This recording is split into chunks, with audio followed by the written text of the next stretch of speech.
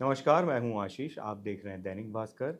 आज बहुत ही खूबसूरत, बहुत ही कमाल की टैलेंटेड अदाकारा हमारे साथ मौजूद हैं।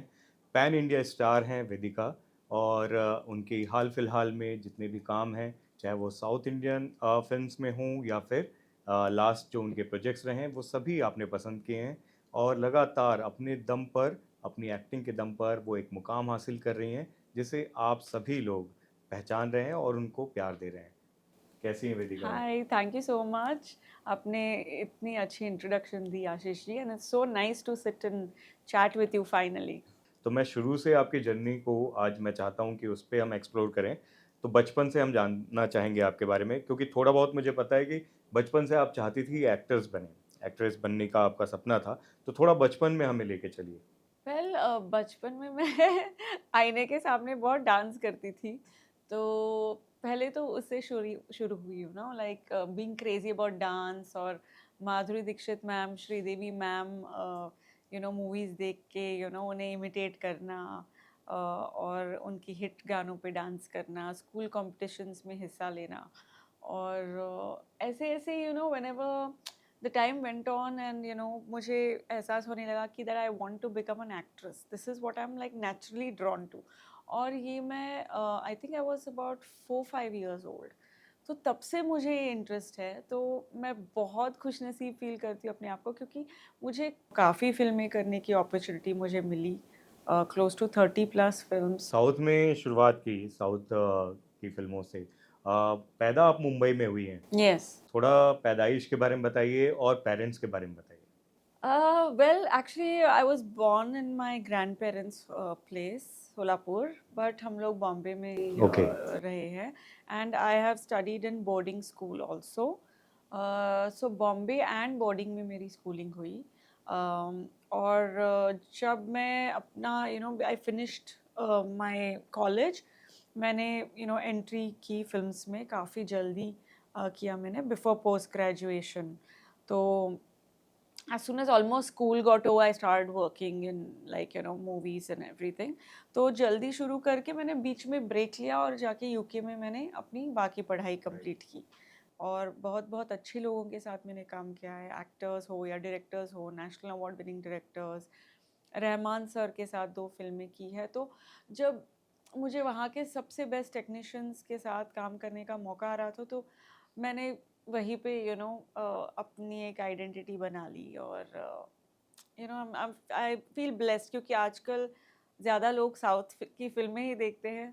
तो साउथ की फिल्में अब पैन इंडियन फिल्म्स हो गई है। अब पहली बार फैमिली को जब बताया आपने कि एक्टिंग करनी है या इस फ़ील्ड में जाना है, उनका क्या रिएक्शन था? मेरी मॉम ने एनकरेज किया मुझे, मतलब तब तो ज़्यादा सीरियसली नहीं लिया होगा मुझे उन्होंने, क्योंकि बचपन। अच्छा, बचपन में ही हाँ, बोल दिया बचपन था। में तो ज़्यादा कोई सीरियसली नहीं लेता है, चलो इसको पैशन है डांस के लिए और एक्टिंग के लिए, तो she is just enjoying it, बाद में शायद कुछ और करेगी या कुछ ऐसे सोचा होगा मॉम ने।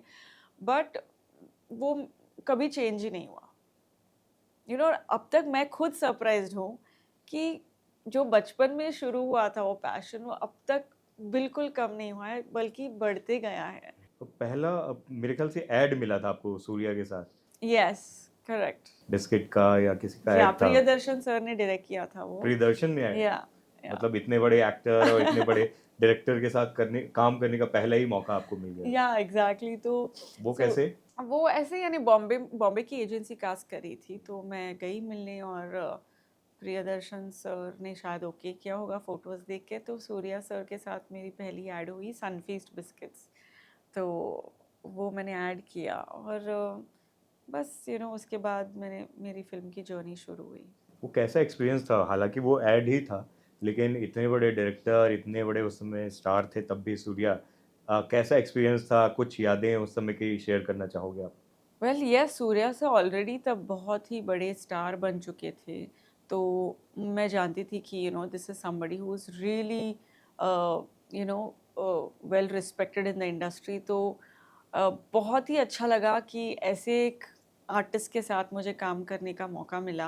और एक्टिंग की ट्रेनिंग ली है आपने इसके पहले? रोशन तनेजा कहाँ से कोई एक्टिंग की एक्चुअली ट्रेनिंग ली? मैंने I did with Atul Mangia sir and Kishore Namit sir also, थोड़े थोड़े फ्यू मंथ्स। और फिर कोविड के टाइम में मैंने और अपने आप को नया प्रोसेस अपना लिया। मैंने ऑनलाइन एलए से कोर्स किया। सो या कोविड टाइम एक लर्निंग टाइम था मेरे लिए। तो वो जो पहली फिल्म थी उसका एक्सपीरियंस कैसा था? जब पहले दिन सेट पर पहुंचे, वो पूरा माहौल कैसा था? पहला दिन बॉम्बे में था actually. So by the ocean side Taj hotel के सामने, और बहुत ज़ोर से बारिश हो रही थी। बारिश का शॉट था और पानी भी बहुत, यानी the waves were huge and crashing onto the road literally, you know. तो बॉम्बे से ही मेरी जर्नी शुरू हुई, यू नो। हालांकि फिल्म तो साउथ की थी मगर इट बिगैन फ्रॉम बॉम्बे। तो अभी भी याद है मुझे, मेरा फर्स्ट डायलॉग था यन्न पिडिक्कुम यन्न पिडिक्कादु, मतलब तुम्हें क्या पसंद है और क्या नहीं पसंद है। तो मैंने सिर्फ उसे एक रिदम की तरह सीखा, एक ट्यून की तरह, क्योंकि बिल्कुल मुझे तमिल नहीं आता था तब। और तमिल थोड़ी वो भी टफ भी है एक तरीके से। हाँ, in the beginning I used to think that, मगर बाद में तो अभी तो बिल्कुल एक मदर टंग की तरह, यू नो, की तरह बन चुका है। और पहली फिल्म के बाद फिर आपको क्या मुनी वो टर्निंग पॉइंट था या फिर उसके आगे की फिल्में क्या समझ? मुनी था turning point, because Raghava Lawrence जो कांचना सीरीज़ है वो फर्स्ट मुनी से स्टार्ट हुई। और लॉरेंस सर ने जब मुझे मीटिंग के लिए बुलाया तो मैं गई, और उन्होंने कॉन्सेप्ट मुझे बताया कि कॉमेडी भी होगा और हॉरर भी होगा, चंद्रमुखी फिल्म की तरह होगा, बताया उन्होंने। जब उन्होंने मुझे बुलाया तो लॉरेंस सर ने मुझे बोला कि एक कॉमेडी फिल्म है, कॉमेडी हॉरर दोनों, और बहुत अच्छा ट्रीटमेंट। और जो जैसे उन्होंने एक्सप्लेन किया, बस एक इंट्यूशन था कि मुझे करना चाहिए, तो मैंने ओके बोल दिया। तो हमने प्रोसेस स्टार्ट किया and the film became a big hit. फिर कांचना 2 बनी, 3 बनी, अभी 4 भी बनने जा रही है। सो बहुत बड़ा एक फ्रेंचाइज बन गया। सब लोगों ने इतना प्यार दिया, इतना पसंद किया, तो वो मेरे लिए बहुत इम्पोर्टेंट फिल्म थी एक्चुअली। उस समय के लिए एक अनूठा प्रोसेस था, वो अलग तरह का एक्सपेरिमेंटल जॉनरा था, क्योंकि अब हम उसको एक हिट सीरीज के तौर पे करेक्ट, और इतने उसके बारे में बात कर रहे हिट हैं। फॉर्मूला, हिट फॉर्मूला है वो। अब मतलब स्त्री की बात कर स्त्री, लें या जितनी भी फिल्में भूल भुलैया, लास्ट ईयर मुंजिया आई, भूल भुलैया, करेक्ट। भेड़िया, बहुत सारी आई जिसमें थोड़ा सा कॉमेडी हॉरर सब कुछ मिक्स किया हुआ है, थ्रिलर भी। आपकी फिल्म वो मेरे ख्याल से एक बेंच, मैं ये या कह सकता हूँ कि लाइक बिगनर के पायनियर। पायनियर्स के तौर पर उस समय सोचा था कि इतनी बड़ी हिट होगी ये फिल्में और इतना बेंचमार्क बन चुका होगा उसका। नहीं, इतना तो जर्नी कोई प्रिडिक्ट नहीं कर सकता है, मगर बहुत अच्छा लगा कि साउथ में जो ये कॉन्सेप्ट आई हॉरर कॉमेडी की, तो वो इतनी मज़ेदार जॉनर है, जो आपको डराती भी है और हंसाती भी है, और एक फैमिली ओरिएंटेड जॉनर है। तो पूरे फैमिली के साथ आप देख सकते हो, और ज़्यादा भी ओवर हॉरर भी नहीं है जहाँ बच्चे डर जाए। तो एक बैलेंस में है। मेन फर्स्ट तो चंद्रमुखी से स्टार्ट हुई और फिर मुनी। तो ये जब दोनों ये फिल्म हिट हो गई तो सब लोग साउथ में बनाते गए ये जॉनर में हॉरर कॉमेडी, फिर ये हिंदी में आई। अब सिमिलैरिटीज के मामले में तो बहुत सारे हीरोइंस के साथ आपको कंपेयर किया जाता है। मैंने कहीं सुना श्रीदेवी से भी कंपेयर किया गया, नगमा से भी किया जाता आपने है, ऐश्वर्या रिसर्च से भी। बहुत किया है। ऐश्वर्या से भी, बहुत सारे लोगों से, किन किन से आपको वैसे बोला जाता है कि आप रिजेंबल करते हो? जिनके नाम आपने लिए उन उन सब से। आप कैसे लेते हो इसको जब आपको बोलते हैं कि इन कुछ उसमें लेजेंड हैं, कुछ अच्छे बड़े नाम हैं, इस कॉम्प्लीमेंट को या इस रिजेम्बलेंस को जब आपको बोला जाता है, आप कैसे लेते हो इसको? बहुत अच्छा लगता है, बिकॉज श्रीदेवी मैम को मैंने हमेशा आइडलाइज किया है, और उनसे एक बार मिली भी थी मैं दुबई में। बहुत बहुत एडमायर करती हूँ मैं उनका काम, उनका परफॉर्मेंस हो या डांस हो, ब्यूटी हो।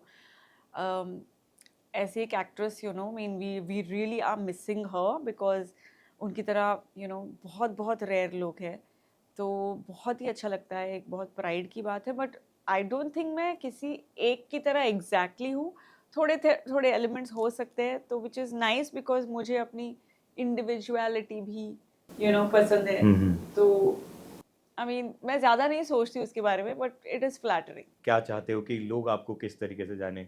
आपकी एक्टिंग के लिए, आपकी डांसिंग के लिए, आपके लुक्स के लिए, क्या चीज़ें ज़्यादा आपको लगता है कि उसके लिए आप जाने जाएँ? चैलेंजिंग रोल्स के लिए।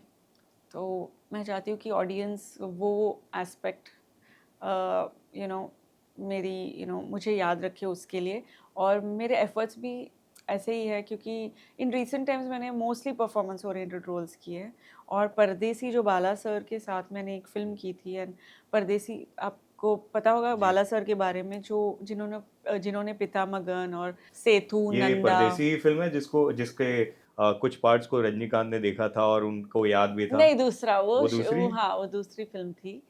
हाँ, मगर मैं बताऊँगी वो भी स्टोरी। हुँ। बट परदेसी के बाद ऐसा हो गया कि बिफोर परदेसी तो ठीक है, मैंने कमर्शियल फ़िल्म्स थोड़ी बहुत की थी, बट एक थोड़ा I was like what next, what next, जो एक टर्निंग पॉइंट बोलते हैं ना, वैसी टाइप की ये फ़िल्म निकली मेरे लिए। जब मुझे ये फ़िल्म मिली तो I couldn't believe, because Bala sir was like a really, he is a really big celebrated director, और तब मुझे actually I felt like I had achieve the biggest thing, और मैं किसी को बोल भी नहीं सकती थी। जब मैं वापस जा रही थी चेन्नई अपने मीटिंग के बाद और लुक टेस्ट के बाद, और लुक टेस्ट में कुछ एक्टिंग मेरे से कराई नहीं उन्होंने, सिर्फ मेकअप, टैन मेकअप था और फ़ोटोज़ निकाली मेरे बस।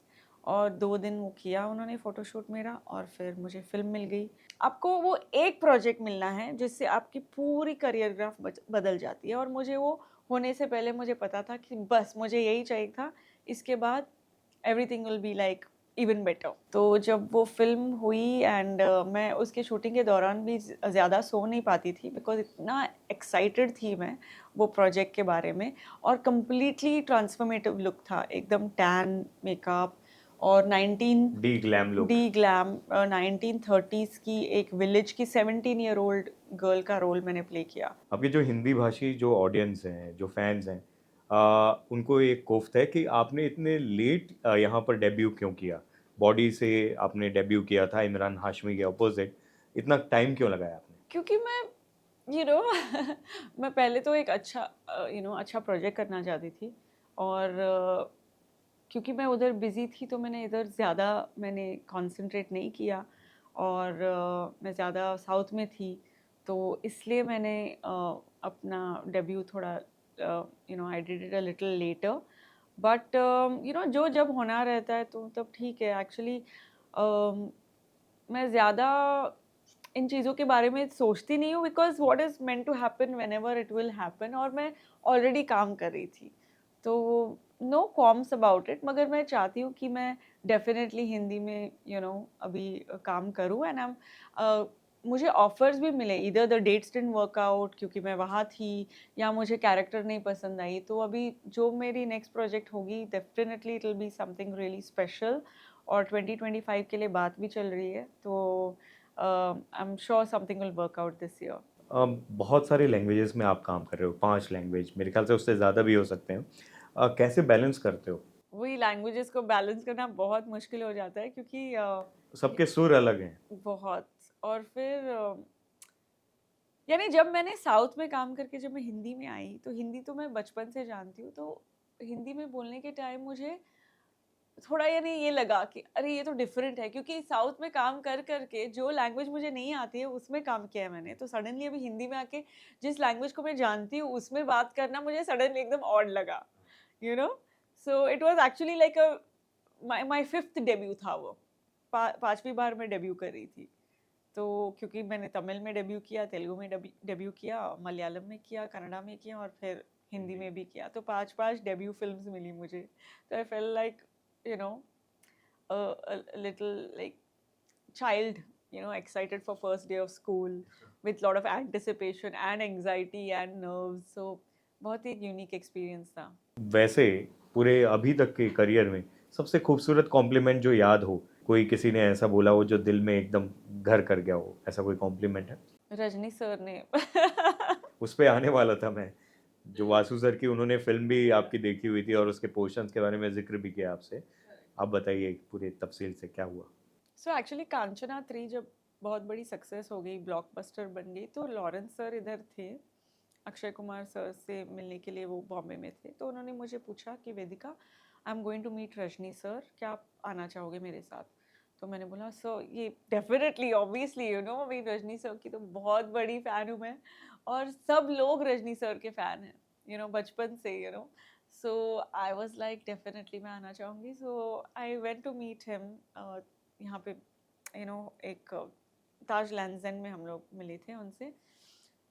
सो we met him and sir तो एकदम यानी ऐसे एक सुपरस्टार है जो दूसरे को फील करा के देते कि वो सुपरस्टार है. जो या मतलब आप उनसे मिलोगे तो आपको लगेगा कि आप सुपरस्टार हो, क्योंकि उनका बिहेवियर इतना अच्छा है और इतना स्पेशल फील कराते हैं वो कि that you feel you are the superstar.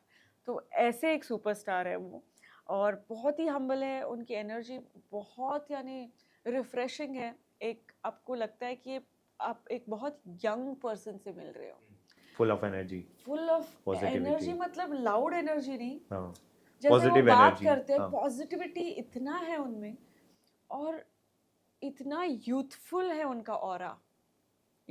आपको लगता नहीं है आप इतने एक सीनियर इंसान से मिल रहे हो. क्या बोला उन्होंने फिर आपके लिए?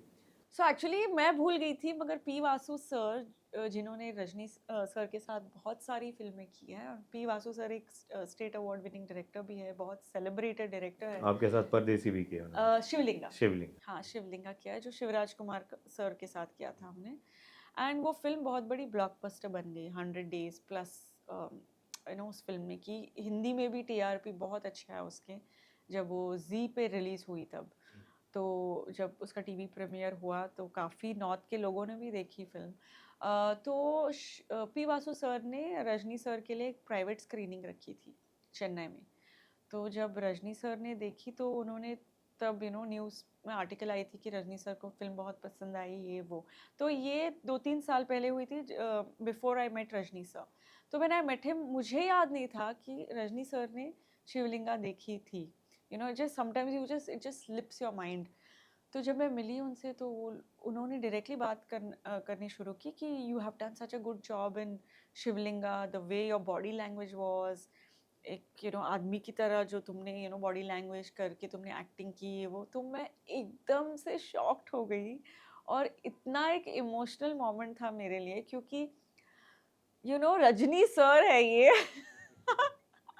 और उन्हें याद है कि उन्होंने मेरी फिल्म देखी है.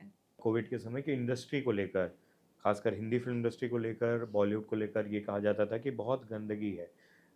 वैसे पेरेंट्स जैसे आप एक हम्बल बैकग्राउंड से हैं, विदाउट एनी गॉडफादर, जो बच्चे जो इस फील्ड में आना चाहते थे उनके पेरेंट्स रोक रहे थे. बहुत सारे लोग ये चाहते थे कि इस इंडस्ट्री में ना आए. कास्टिंग काउच से लेके ड्रग्स से लेके हर तरह की बातें उठ रही थी. आप क्या कहना चाहोगे वैसे लोगों को, क्योंकि एक तरीके का एक ट्रस्ट, एक विश्वास आप जगा सकते हो. दूसरा, क्या कभी इस तरह की चीज़ें आपने फेस की है खुद? मैंने तो ज़्यादा साउथ में काम किया है, टू बी ऑनेस्ट. मैंने कभी ऐसी चीज़ें फेस नहीं की. Even Hindi, I have done only one work, but actually industry restricted issue नहीं है. It can be anywhere, any profession, any industry. क्योंकि हम लोग इतना लाइमलाइट में हैं तो ये सब चीज़ें ज़्यादा हाईलाइट हो जाती है. और कभी उतना कुछ रहता भी नहीं है जितना ये बढ़ा चढ़ा के कर देते हैं. And at the same time कभी किसी के साथ हुआ भी होगा या हुआ है पास्ट में, तो हम लोग उसे भी नज़रअंदाज नहीं कर सकते. तो I feel it's up to you, the kind of energy you also want to attract. When you are responsible, you don't have to worry about a thing. तो आपको भी केयरफुल रहना है. कोई भी इंडस्ट्री हो, चाहे वो फिल्म इंडस्ट्री हो या कॉर्पोरेट हो, ये कहीं पे भी इंडिविजुअल की प्रॉब्लम है, इंडिविजुअल प्रॉब्लम है, ये इंडस्ट्री इशू नहीं है. सिर्फ हिंदी इंडस्ट्री, बाद में हाल फिलहाल में अभी मलयालम इंडस्ट्री, फिर धीरे से कन्नड़ इंडस्ट्री, तमिल, तेलुगु, वहाँ पर भी बहुत सारे ऐसे केसेस आए. एक्ट्रेसेस ने ये खुल के बोला कि डायरेक्टर्स या एक्टर्स ने उनके साथ गलत हैरेसमेंट किया या गलत चीज़ें की. अ, मैं फिर वही जानना चाहूँगा कि जब बाहर से लोग आते हैं और या फिर इंडस्ट्री के भी हों, खासकर एक्ट्रेसेस को, फीमेल एक्टर्स को बहुत सारी चीज़ें फेस करनी पड़ती है. आप कैसे ऐसे लोगों को फ़िल्टर करते हो? आई डोंट नो, बट मुझे ऐसा एक्सपीरियंस हुआ नहीं है, तो आई फील वेरी ग्रेटफुल. पता नहीं क्यों नहीं हुआ, I don't know, but touchwood नहीं हुआ. टचवुड नहीं हुआ. तो आई कैन वाउच कि ऐसा नहीं है कि सब लोग ऐसे हैं. Maybe a handful of people are like that, मगर ये तो हैंडफुल लोग कहीं और पे भी हो सकते हैं. बिल्कुल. रोड चलते भी आपको कोई हरास कर सकता है. किसी ऑफिस में बैठ के भी हरासमेंट केसेस तो हमने सुनी है। तो इंडस्ट्री की यानी इंडस्ट्री का कंप्लीट इंडस्ट्री का मिस्टेक नहीं है, आप इंडस्ट्री ब्लेम कर ही नहीं सकते। तो as long as you watch out, आप अपने बेस्ट बिहेवियर भी हो, और अगर कोई आपके साथ मिसबिहेव करता है तो आप उसे कन्फ्रंट करें, उसे रिपोर्ट करें, और आप उनसे दूर रहिए। यही कर सकते हैं ना हम लोग। We can just take precautions. Bad experience तो बोल के नहीं आती है, and it can be anywhere. तो you have to just be careful. सबसे बड़ा स्ट्रगल, सबसे बड़ा सक्सेस क्या है आपके लिए? यही है कि हमेशा प्रूव करते रहना। Like with every project you are proving yourself and you are cementing your position. तो एक के ऊपर एक के ऊपर एक के ऊपर, it's like you are building a strong one. तो जितना आप मेहनत करोगे, जितना परसिस्टेंट रहोगे, उतनी आपकी बिल्डिंग स्ट्रॉन्ग बनती जाएगी। और लॉट्स ऑफ परम्यूटेशन कॉम्बिनेशंस भी हैं। गॉड्स ग्रेस रहना चाहिए। I totally believe that. So yeah, that is something which is like a consistency एक maintain करना बहुत difficult है। सक्सेस क्या है? In like according to when it comes to my work, success ये है कि मैं अपना best दूँ 100%। अगर मैंने दिया है तो मैंने success पा लिया। तो वो मेरे लिए एक celebration है कि हर project में मैंने अपना best दिया। मैं lazy नहीं बनी, हर shot में मैंने focus किया। कभी कभार एक दो shot में हो जाता है mistake। ठीक है, overall 99% I try to do my best. अपने आप को पुश किया। That is my definition of success when it comes to my profession. Personally बोलना चाहूँगी, टू बी एट पीस, वो है success. To be just at peace, because sometimes when you all constantly want something or the other, आप शांति में नहीं रह सकते हो। Like it's so difficult because constantly there's noise. So मैं चाहती हूँ कि ultimately definition of success peace बने, and to know more about myself, who am I and what I want from life. इस समय का एम्बिशन क्या है? इस समय का ambition है of course when it comes to profession, तो 2025 भी अभी तो प्रोजेक्ट्स है मेरे 2025 में, so I am very happy about that. और अच्छा काम करना चाहूँगी, एंड पर्सनली अपने हेल्थ पे कंसंट्रेट करना चाहूँगी, वर्कआउट पे कंसंट्रेट करना चाहूँगी, डाइट, हेल्थी ईटिंग, एंड अपने माइंड पे ज़्यादा कंट्रोल करना चाहूँगी। So just to understand my self